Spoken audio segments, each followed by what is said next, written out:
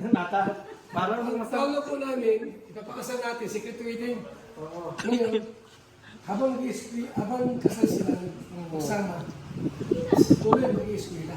Walang problema. Katulad pa rin ang dati. Ano masabi nyo? Ayun po. Ano masabi nyo? Okay lang ba yun na secret wedding natin tapos mag-asawa na sila, gano'n tapos tuloy sa pag-eskwela.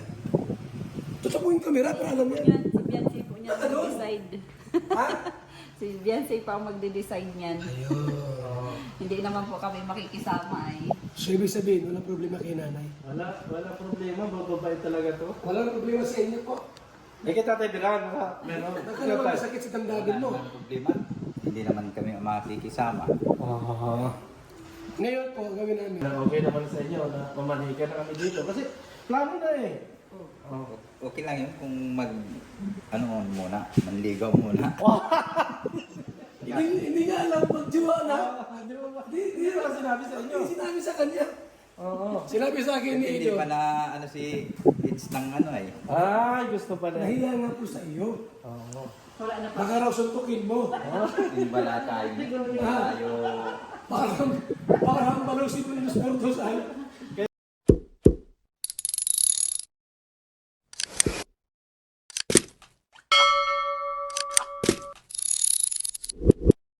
Hello po mga kalingap, magandang araw, magandang tanghali, magandang gabi sa ating lahat. Saan dapat magawin ng mundo naroon. Sana po ay nasa mabuti kalagayan. For today's video, magbibigay po tayo ng reaction patungkol sa mainit-init na isyu ngayon. Patungkol sa pamamanhikan ng EDSA. Na kung saan si Kuya Bal mismo pumunta sa bahay nila, Baby Beyonce, at kinausap ang mga magulang nito. Pero bago po ang lahat ng yan, huwag po natin sanang kalimutang suportahan ang Kalingap, lalong si Kuya Bal, Ate Edna, at Kalingap Rob. So yun na guys, no, yung pagdating ni Kuya Bal galing Hong Kong, pumunta ka agad siya kina Beyonce at kinausap ang mga magulang ni Baby Beyonce patungkol sa pagpapakasal, secret marriage daw patungkol sa kanila ni Kalingap Ido at Beyonce,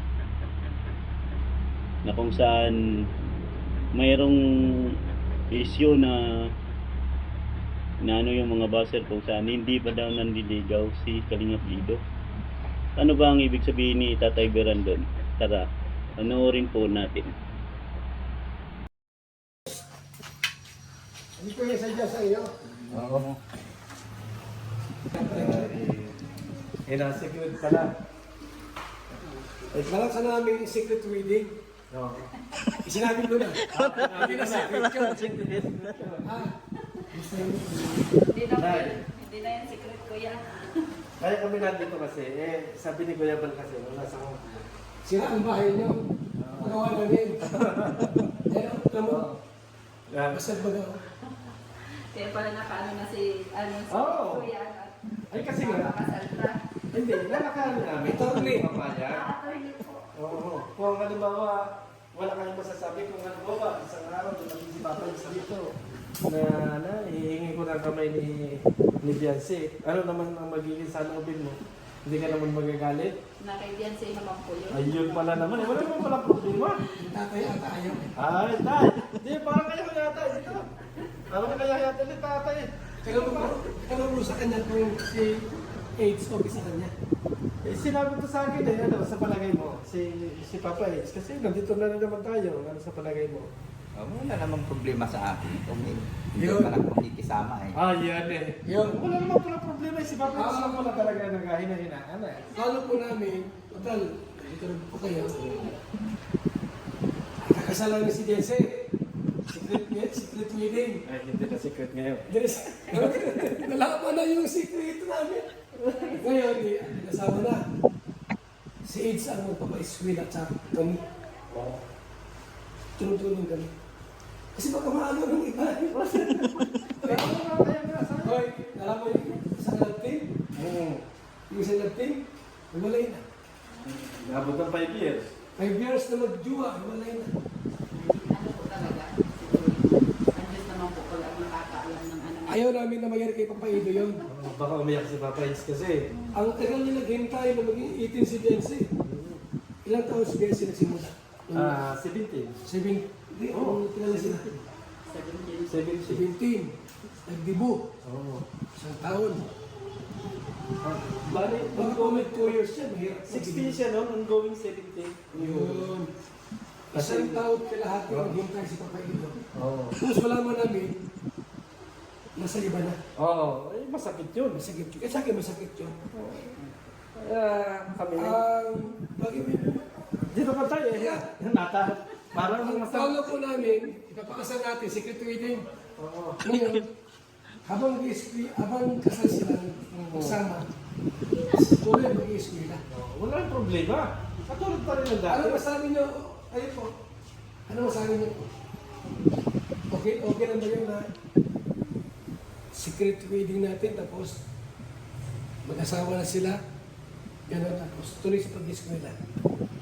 Totoo po yung camera, para alam niya. Yan, si Beyonce po niya Ano? mag-decide. Ha? Si Beyonce pa ang magde-decide niyan. Ayun. Hindi naman po kami makikisama ay. So, ibig sabihin, walang problema kay nanay. Wala problema. Bababait talaga to. Walang problema sa inyo po. Eh, kita tayo bilang. Meron. Baka naman masakit sa tandagin mo. Wala namang problema. Hindi naman kami makikisama. Ngayon po, ang gawin namin, mag-rent kami ng apartment para sa mag-asawa na. No. Kami bahala. May eskwela si Biancy, Lako, tuloy lang. Huwag mo na mag-anak. Bawal mag-anak. Basta. Hanggat tuloy ang support dito sa kanila. Yung tindahan hanggang dyan sa kabila. Oo, palalaki pa yung tindahan. Eh, di pa kasagyan natin ang talagang kita na lahat. Hindi na natin i-secret ano. Kasi kung ayaw namin matulad sa ibang love team na iwalay na. Buwawa ba kayo? Iwalay na. Lungkot-lungkot. Tulungkot kayo. Yung kalooban ng Diyos. Eh, pwede kasi masulot. Maganda ba kasi Beyonce? Oo.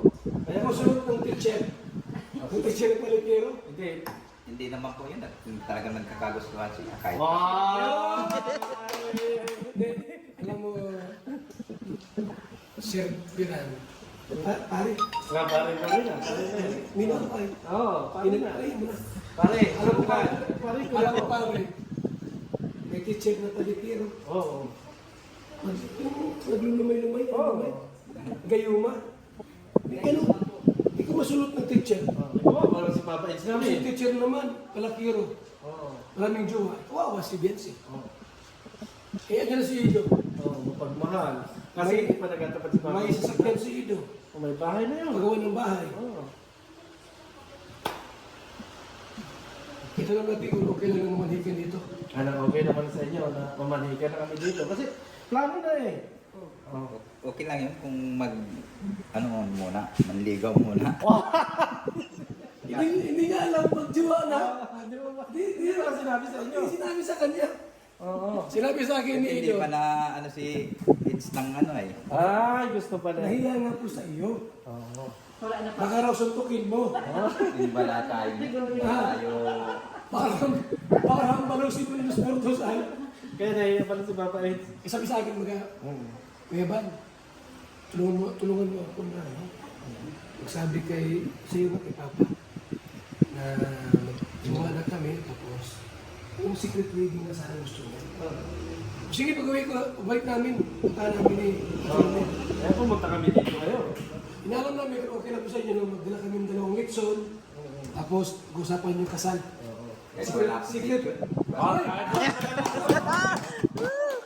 Usapan, walang problema yun. Oo. Kung magkagustuhan Alam nyo, bigla kayo, nakato kami dyan, nagdala kami ng litson, tapos, oy, kaibiran, pare, Mari. At si Papa Tama, Ido, tama. Manikan, bigla lang sila. Mabigla naman. So ngayon po ay dito kami para mamaya wala kayo dito. Baka lumayan pa. Mais kayo. So sabi ni Mari, kay Biancy ang Decision. tanungin natin kung ano man. Ano sa iyo? Ano naman sa Kasi iyo? nga po talaga kasi pag kami ang nagdesisyon, baka kung hindi naman siya magdidesisyon na gano'n, eh, Oo. pangit naman. Dapat sila talaga magdidesisyon. Ay, tama. Eh, Si Ido na ang magpapaaral doon. Saka kami, matulong kami. Wala mo ng anak. Hanggang tinapagtapos. Basta mahalaga, nakakupol na talaga silang wala nang Kupol talaga, wala nang... makakapagpahiwalay. Yung iba kasi Ah. naghiwalay na. Tikit na talaga. Talagang dikit na. Hindi na pwede mag-vlog si Dr. Lab kasi kay May Papa tayo. ito na. Bawal ang i-vlog. Oo. Hindi na pwede na. May tali na. Tama na eh. Oh. Itanong natin kung Ito. type Manila si Papa Ido, kung Ano sa palagay mo? ano may problema kung may problema. Oh, ano sa palagay niya? May problema kay Wala Papa namang Ido? problema. Basta, ano, alagaan niya yung, ano, anak ko na talagang gusto niya. Yun. Mm-hmm. Sabi naman ni Papa Ido, alagaan ko yan. Oh, aaralin. Panganay kasi si Densi na po, panganay. Alam natin medyo masakit kasi hiwalay din. Ah. Pero kung papayag mo kayo na ihiwalay tapos iba na ang kasama, iba na ang nila si Ido ang partner nila. Kasi pwede mangyari. Oh, pwede naman. Maraming mabilis na laki. Eh sa gandang baga ng Beyonce, sino ba naman ang hindi magkakagusto? Yun Kaya, na. Papa Eds, bilisan mo na. Kami po Magsabi ay ka na kasi. gusto namin pong manigurado. Ayaw na namin iingat si Papa Eds kasi Kasi nahiya si Ido magsabi sa inyo, sabi sa akin.